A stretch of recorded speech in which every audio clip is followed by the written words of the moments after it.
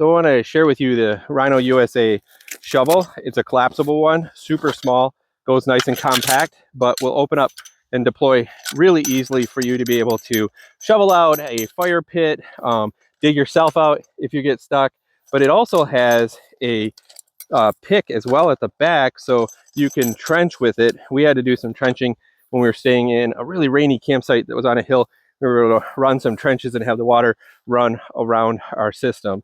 So this is a great shovel just to have on hand when you're camping for anything that you might need to dig out, shovel out. This one, it's really sturdy, lasts long, has like the serrated on the side, has a lot of strength to it.